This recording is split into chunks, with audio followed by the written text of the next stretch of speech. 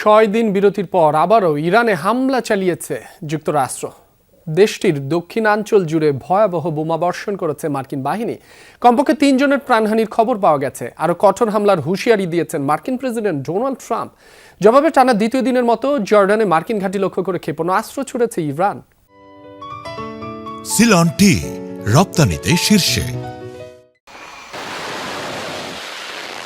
প্রায় এক সপ্তাহ শান্ত থাকার পর আবারও যুক্তরাষ্ট্রের হামলায় কেঁপে উঠল ইরানি ভূখণ্ড। 6 দিন বিরতি দিয়ে বুধবার পূর্বাঞ্চলীয় সময় রাত 8টায় দক্ষিণ ইরানে আবারও শুরু হয় মার্কিন সামরিক বাহিনীর অভিযান।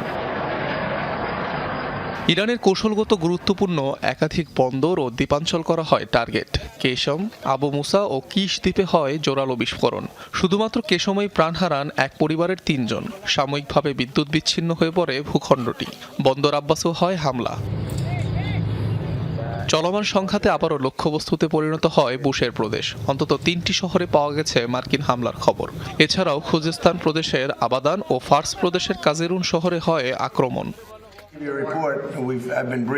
আমরা ইরানের ওপর কঠোর আঘাত আনব। পাল্টা আঘাত করার পালা আমাদের। তারা জানে এমনটা ঘটতে যাচ্ছে, এমনটা না করার অনুরোধও করেছে।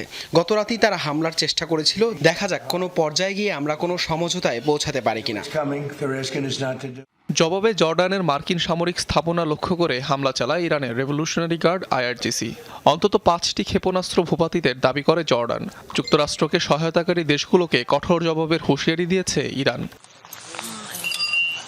একদিন আগেই ইরাকে ইরান সমর্থিত গোষ্ঠী PMF এর ওপর হামলা চালায় যুক্তরাষ্ট্র, সৌদি আরব যৌথ বাহিনী। প্রাণ যায় কমপক্ষে 20 জনের। জবাবে সেদিনই জর্ডানে মিসাইল হামলা চালায় ইরান।